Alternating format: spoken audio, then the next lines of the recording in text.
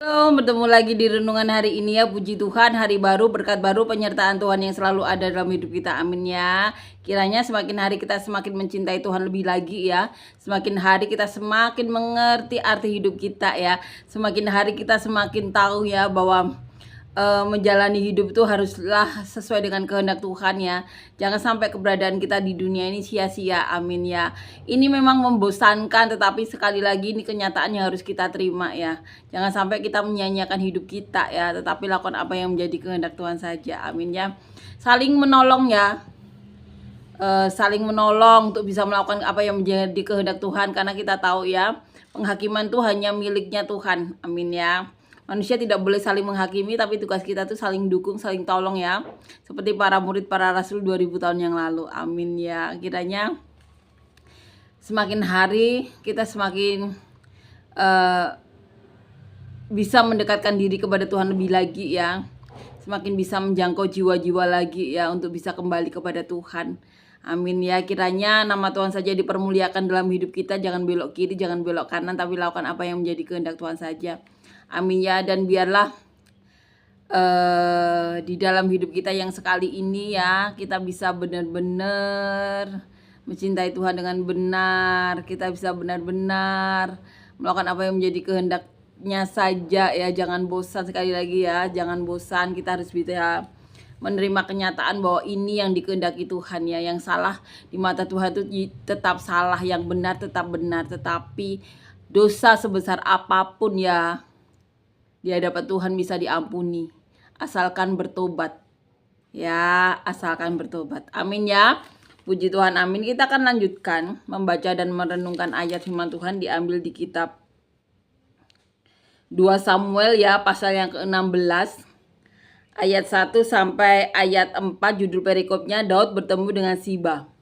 Ketika Daud baru saja melewati puncak, datanglah Siba, hamba Mefiboset, mendapatkan dia membawa sepasang keledai yang berpelana dengan muatan 200 ketul roti, 100 buah kue kismis, 100 buah buahan musim panas dan sebuyung anggur. Lalu bertanyalah raja kepada Siba, "Apakah maksudmu dengan semua ini?" Jawab Siba, "Keledai-keledai ini bagi keluarga raja untuk ditunggangi, roti dan buah-buahan ini bagi orang-orangmu untuk dimakan, dan anggur ini untuk diminum di padang gurun oleh orang-orang yang sudah lelah."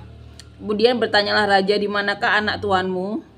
Jawab Siba kepada raja, "Ia ada di Yerusalem, sebab katanya, pada hari ini kaum Israel akan mengembalikan kepadaku kerajaan ayahku." Lalu berkatalah raja kepada Siba, "Kalau begitu kepunyaanmu lah segala kepunyaan Mefiboset." Kata Siba, "Aku tunduk, biarlah kiranya aku tetap mendapat kasih di matamu ya tuanku raja." Ya, jadi di sini dikatakan Daud bertemu dengan Siba. Jadi Siba ini bawahannya Mefiboset. Mefiboset itu anak Saul ya, yang waktu melarikan diri itu jatuh sehingga kakinya cacat ya. Dan oleh karena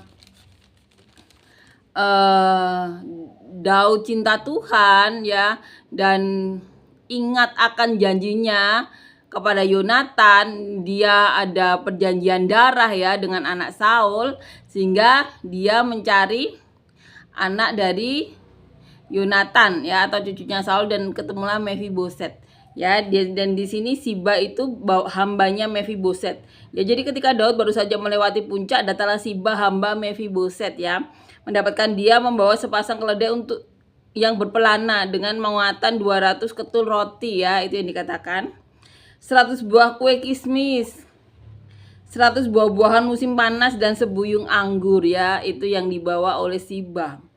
Lalu bertanyalah raja kepada Siba. Jadi saat Siba tiba itu raja bertanya, "Apakah maksudmu dengan semuanya ini?" Jadi dengan dibawakannya itu semuanya tuh, Daud bertanya maksudnya Siba itu apa. Jawab Siba, "Keledai-keledai ini bagi keluarga raja untuk ditunggangi ya.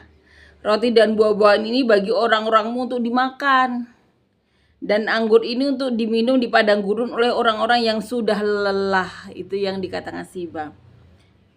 Kemudian bertanyalah raja, "Di manakah anak tuanmu?" Ya. Jawab Siba kepada raja, "Ia ada di Yerusalem, sebab katanya pada hari ini kaum Israel akan mengembalikan kepadaku kerajaan ayahku." Ya. Jadi itu yang dikatakan oleh Mephiboset yang didengar oleh Siba ya. Kalau begitu kepunyaan mula segala kepunyaan Mephiboset ya. Jadi itu yang dikatakan oleh Daud ya. Jadi kalau begitu kepunyaan mula segala kepunyaan Mephiboset. Kata Siba ini jawabannya. Aku tunduk, biarlah kiranya aku tetap mendapat kasih di matamu ya Tuanku Raja. Jadi Siba tetap mengakui Daud sebagai raja.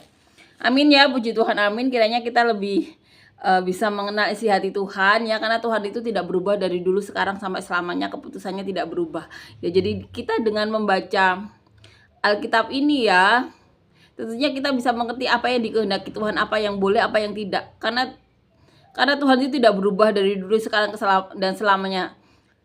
Dosa dalam zaman dahulu dosa, sekarang tetap dosa ya, kecuali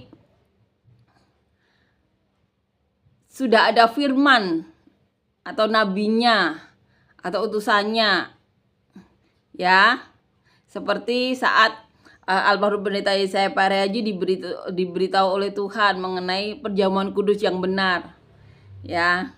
Tuhan sendiri yang memberitahu yang benar di matanya ya, seperti saat orang Kristen tidak ada lagi korban ya, karena korbannya sekarang Tuhan Yesus ya, yang 2000 tahun yang lalu. Itu firman langsung yang Allah berikan kepada manusia sehingga ada peraturan baru. Tetapi kalau itu belum berubah atau Tuhan belum berbicara kepada manusia, maka ketentuan itu tetap ya. Jadi membacalah Alkitab agar kita tahu apa yang dikehendaki oleh Allah ya, karena Allah itu tidak berubah dari dulu, sekarang sampai selamanya ya. Itu pentingnya kita belajar Alkitab. Dan ingat, saat orang membaca Alkitab masih banyak orang yang penuh urapan. Roh Kudus masih berbicara ya. Ayat-ayat ini tidak hanya asal tulis, tetapi ditulis oleh orang-orang yang ada urapan. 2000 tahun yang lalu belum ada pulpen, belum ada laptop komputer, tapi tulisan ini begitu rapi, begitu indah kita baca. Apalagi perjanjian lama, puluhan ribu sebelumnya, tahun sebelumnya. Ini adalah hasil dari tuntunan dari Roh Kudus ya. Bersyukurlah karena ada Alkitab ini, kita bisa mengerti ya isi hati Tuhan, gambarannya ya. Jadi kita bisa tahu apa yang diinginkan oleh Tuhan ya, apa yang boleh, ada apa yang tidak. Amin ya. Dan biarlah nama Tuhan saja dipermuliakan dalam hidup kita semuanya. Amin ya, puji Tuhan, amin. Sampai bertemu di renungan selanjutnya ya. Tuhan Yesus memberkati. Shalom.